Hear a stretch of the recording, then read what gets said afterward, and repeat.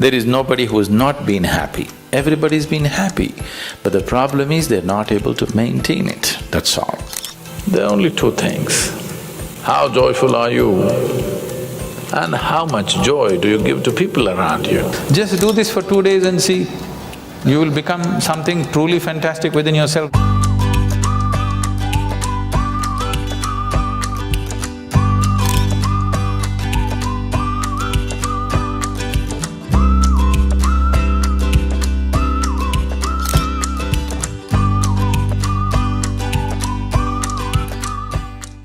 What is well-being? When do you really feel well in your life? When do you truly feel well?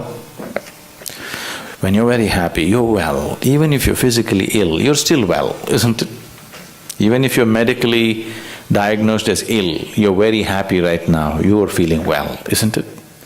So fundamentally, well-being means a certain level of joyfulness, certain exuberance of life. What is happiness? We can say happiness is this, that, but in terms of life, your life energies are happening in a more exuberant way than it normally happens. Depression means your life energies have become very low and staid. Happiness means your life energies are exuberant. There are many ways of describing happiness, but only those who are happy know what it means to be happy. There is nobody who has not been happy. Everybody's been happy, but the problem is they're not able to maintain it, that's all. So, you don't have to enforce any resolutions upon yourself, just little tools to make sure that you don't sink. See, a lot of people who are doing business, they think they're keeping accounts only for the sake of IRS. No. You keep accounts not for the sake of IRS, because if you do not keep accounts, you do not know whether you're making profit or loss. That's the idea of accounts, isn't it? Whether you're moving forward or backward, to know this, you need an account book. Why don't you keep an account book? At the end of the day, just check, am I a little more joyful today than yesterday?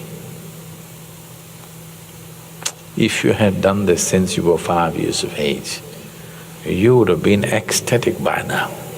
Profit side became like this because you never kept accounts. One day you checked, when it became very acute, then you see you're in a big loss. Every day, every month, just keep accounts. Am I becoming more joyful or less joyful?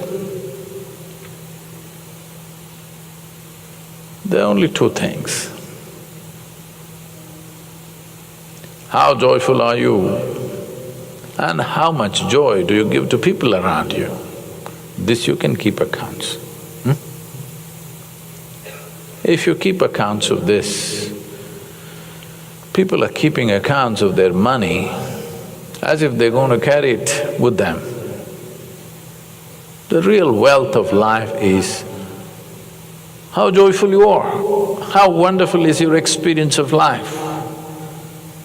Joy is not a goal by itself, but it's a necessary ambience for life. If you don't set this one ambience, then whatever you have is just going waste.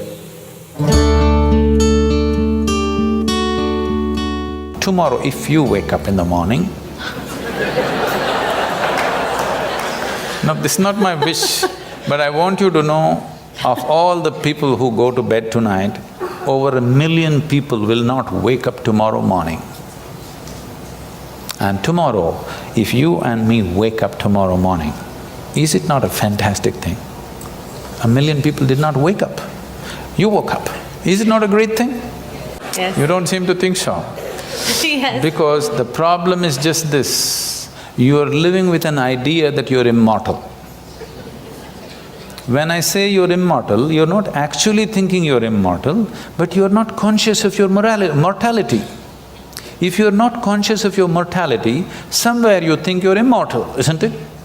How many moments in a day are you conscious that you're mortal? If you were conscious, would you have time to crib? Would you have time to fight with somebody? Would you have time to do some rubbish with your life? If you knew, if you are conscious that you are mortal, you would do nothing other than what is absolutely needed for you and everybody around you.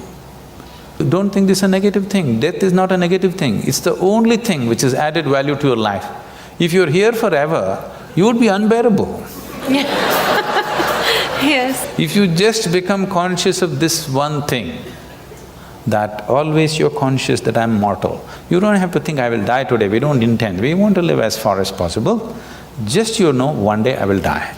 Every day, every moment if you remind yourself, this is a brief life, I'm mortal, one day I will end. Just do this for 2 days and see, you will become something truly fantastic within yourself, just this is all. This is the fundamental aspect of yoga. The first teaching that came out was that it is your karma. That means it's your making. Your life and the experience of your life is entirely your making. If this one thing doesn't sink into you absolutely, you will not make the necessary changes. You still think, yes, I know it's my karma, but you know, my husband, what he did. You can't fix this. First you understand, this is my making, entirely my making. The moment you see it, you have the ability to change it. I see it, but you know what they did to me yesterday? Now you can't change it. It doesn't matter who did what. What is happening within you, your experience of your life is entirely your making. This is your karma. Karma means not something that drops upon you from somewhere. Karma means your action, it's your making, it's your doing. Before you go to bed, everything that's not you, keep it aside. They may be precious to you. You think about it, your house, is it you? Oh, my house. All right, you have lots of passion about it, but all right, keep it aside. Your husband, is it you? No, that's easy, he's not me.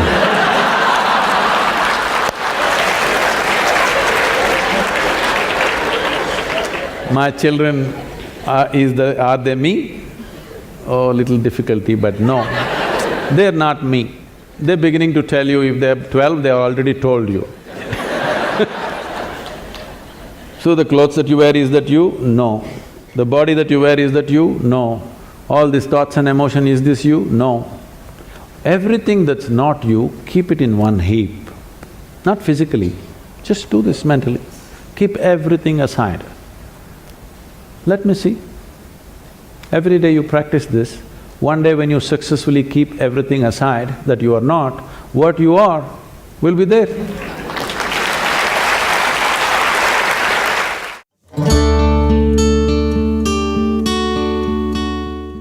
What you're referring to as love is basically the sweetness of your emotion. You sit here, you could feel love about somebody who is not even here. So it's got nothing to do with anybody. It is just the sweetness of your emotion. Now is your love affair, your ability to love, is it on self-start or is it on push-start? You can use another person to stimulate that within you, or you can be on self-start mechanism.